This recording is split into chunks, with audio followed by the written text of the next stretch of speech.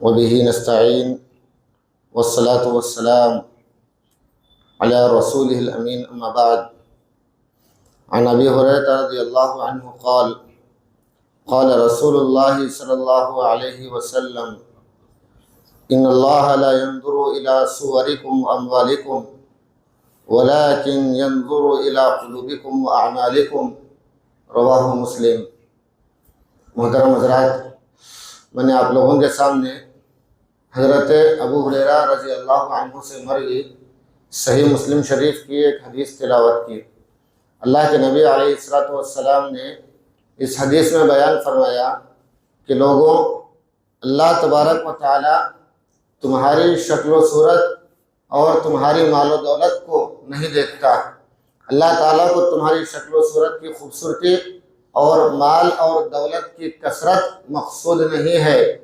بلکہ اللہ تبارک و تعالیٰ تمہارے دلوں کی کیفیت اور عمل کے خلوص کو اللہ تعالیٰ دیکھتا ہے۔ تو یہ حدیث ہم لوگوں کو اس بات پر آمادہ کرتی ہے کہ ہم اپنی جگہ پر جیسے کچھ بھی ہوں، محتاج ہوں، مسکین ہوں، مالدار ہوں، صحت مند ہوں، بیمار ہوں، مجبور ہوں، جو کچھ بھی ہوں، ہمارے اپنے دلوں کی نیتیں عبادات کے سلسلے میں اللہ کی اطاعت، نیکیوں، روزہ، صدقہ، خیرات، تراویح، توبہ استغفار، تلاوت، ہر ایک کے بارے میں صحیح ہونا چاہیے کہ ہم جو کچھ بھی نیک عمل کریں اللہ تبارک و تعالیٰ کے لیے کریں۔ ہمارے عمل میں، ہماری کسی بھی نیکی میں ریاکاری، شہرت، لوگوں کو دکھانے کا مقصد یا لوگوں میں روزہ دار کا نام حاصل کرنا یا خوب دینے والا ایک شہرت، ایک تعریف سننا، یہ ہمارا مقصد نہ ہو۔ اللہ تعالیٰ دلوں کی یہی کیفیت کو دیکھتا ہے کہ بندہ جو عمل کر رہا ہے وہ خالص میرے لیے کر رہا ہے یا لوگوں کو دکھانے کے لیے کر رہا ہے۔ جو بندہ خالص اللہ تبارک و تعالیٰ کے لیے عمل کرتا ہے، مثال کے طور پر روزے ہی کی مثال لے لیں۔ نبی علیہ السلام کی حدیث ہے، اللہ کے نبی صلی اللہ علیہ وسلم کہتے ہیں کہ اللہ تعالیٰ نے فرمایا الصوم لی وانا اجزی بہ، بندہ روزہ میرے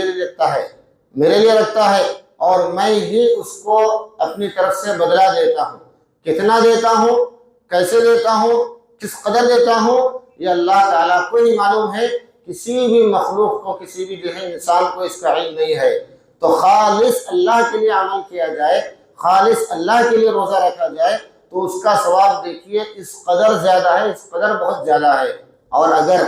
ہماری نیتوں میں یہ ہو جائے کہ ہم لوگوں میں روزہ دار کے نام سے مشہور ہو جائیں، لوگوں کا عام مزاج ہوتا ہے، ایک دوسرے سے ملاقات کرتے ہیں، پوچھتے ہیں روزے سے ہیں کیا؟ پوچھنے کی ضرورت نہیں ہے، رمضان ہے، تقریباً ہر کوئی روزے میں رہتے ہی ہے، اگر کوئی نہیں بھی ہے تو اس کی اپنی جو کوئی مجبوری ہو سکتی ہے، پوچھنا، پھر بتانا آپ روزے سے ہیں، میں روزے سے ہوں، کبھی کچھ لوگوں کو دوسروں کو بتانے میں خوشی محسوس ہوتی ہے۔ یہ ساری کیفیتیں بھی ہمارے اندر نہیں ہونا چاہیے، اس قسم کی کیفیت بھی نہیں ہونا چاہیے۔ نبی علیہ السلام بیان فرماتے ہیں کہ کل قیامت کے دن اللہ تبارک و تعالیٰ ایسے لوگوں سے کہے گا جو خلوص کے بغیر،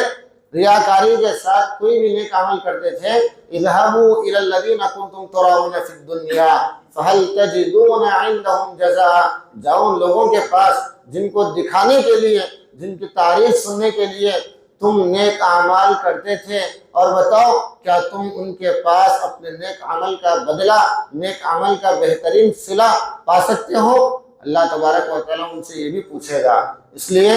اپنی نیتوں کو صاف کرنا، خالصتاً لوجہ اللہ نیک اعمال کرنا، یہ بہت بڑا فریضہ ہے، اتنا بڑا اہم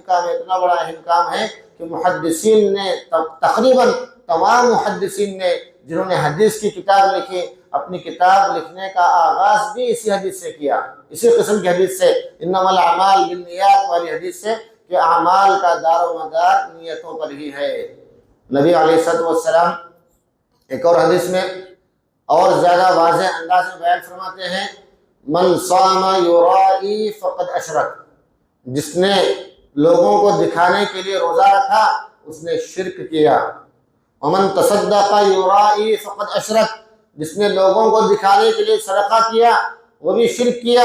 اور جو آدمی لوگوں کو دکھانے کے لیے تراویح کا قیام اللیل کا اہتمام کیا، اس نے بھی شرک کیا۔ نبی علیہ السلام بیان فرماتے ہیں تو مطلب یہ ہوا کہ تراویح جیسا نیک عمل، روزہ جیسا اتنا بڑا عمل، اور پھر جو ہے صدقہ خیرات جیسا عمل جس کے ذریعے ایک انسان یہ ثابت کرتا ہے کہ مجھے دنیا کی محبت نہیں ہے، اللہ سے محبت ہے، لیکن اس کے اندر بھی اگر ریاکاری آ جائے یہ عمل بھی تباہ و برباد ہو جائے گا۔ ایک واقعہ کہوں گا، صحیح مسلم کی حدیث ہے، حضرت ابو ہریرہ رضی اللہ عنہ سے بعض لوگوں نے گزارش کی، ریکویسٹ کی کہ اے ابو ہریرہ، اے صحابی رسول، ہمیں کوئی ایسی حدیث بتائیے جو آپ اللہ کے نبی علیہ السلام سے سنے ہوں اور جو آپ کے ذہن میں بہت اچھی طرح سے موجود بھی ہو، آپ کو حدیث اچھی بھی لگتی ہو۔ حضرت ابو ہریرہ رضی اللہ عنہ وہ حدیث بیان کرنے کے لیے آگے بڑھتے ہیں، اچانک ان پر بے ہوشی طاری ہو جاتی ہے، گر جاتے ہیں۔ لوگ پانی کے چھینٹے مارتے ہیں، اٹھاتے ہیں، ہوش میں آتے ہیں، پھر بیان کرنے کے لیے، حدیث پیش کرنے کے لیے تھوڑا آگے بڑھتے ہیں، پھر بے ہوش ہو جاتے ہیں۔ ایسا 3 دفعہ ہوتا ہے۔ اس کے بعد اپنے آپ کو بمشکل سنبھال کر، دل تھام کر کہنا شروع کرتے ہیں اور بتاتے ہیں کہ لوگوں، کل قیامت کے دن اللہ تبارک و تعالی سب سے پہلے جن لوگوں کا حساب و کتاب لے گا ان میں سے 3 آدمی ہوں گے۔ وہ 3 آدمی ہوں گے، ایک مالدار آدمی، دوسرا مجاہد آدمی، تیسرا عالم دین۔ ان 3 لوگوں کا اللہ تبارک و تعالی حساب لے گا، یا تینوں میں ترتیب تھوڑا آگے پیچھے ہو سکتی ہے۔ یہ 3 آدمی تو کنفرم ہے کہ ان 3 لوگوں کا حساب و کتاب اللہ تبارک و تعالی لے گا۔ مالدار انسان سے اللہ تعالیٰ پوچھے گا کہ اے میرے بندے، میں نے تجھے ڈھیر سارا مال دیا تھا، تو نے اس مال کا کیا کیا؟ وہ بندہ کہے گا کہ اللہ، جہاں جہاں خرچ کرنا تجھے پسند تھا میں نے وہاں وہاں ہر جگہ وہ مال خرچ کیا تاکہ تو راضی ہو جائے۔ اللہ تبارک و تعالی علیم بذات الصدور ہے، دلوں کے بھید و رازوں کو جاننے والا ہے۔ اللہ تعالیٰ کہے گا تو جھوٹ کہتا ہے، تو نے میرے لیے سب کام نہیں کیا، تو نے اس لیے کیا تاکہ لوگ تجھے بہت زیادہ دینے والا کہیں، بہت زیادہ سخی کہیں، بڑے دل والا کہیں۔ تو لوگوں کی تعریف چاہتے ہوئے سب کام کیا، تو جو چاہ رہا تھا دنیا میں تجھے مل گیا، جا اب تیرے لیے میرے پاس کوئی اجر و ثواب نہیں ہے۔ چنانچہ ایسے شخص کو اللہ کے حکم سے فرشتے منہ کے بل گھسیٹتے ہوئے لے جا کر جہنم میں پھینک دیں گے اللہ کے حکم سے۔ دوسرا آدمی مجاہد، اس سے بھی اللہ تبارک و تعالیٰ پوچھے گا کہ اے میرے بندے، میں نے تجھے جوانی، صحت، تندرستی، ہر نعمت تقریباً عطا کی تھی، تو نے کیا کیا؟ وہ بندہ کہے گا کہ اللہ، تیری دی ہوئی صحت و طاقت کو میں تیری راہ میں جہاد کے لیے لگا دیا، تیری راہ میں جہاد کرتا رہا، لڑتا رہا، کفار سے جو بھڑتا رہا، یہاں تک کہ میدان جہاد میں میں نے اپنی جان ہار دی، شہید ہو گیا، تیری راہ میں نے کیا۔ اللہ تعالیٰ جو لوگوں کے دلوں کی کیفیتوں کو جاننے والا ہے وہ کہے گا تو بھی جھوٹا ہے، تو نے یہ کام اس لیے کیا تاکہ لوگ تجھے بڑا بہادر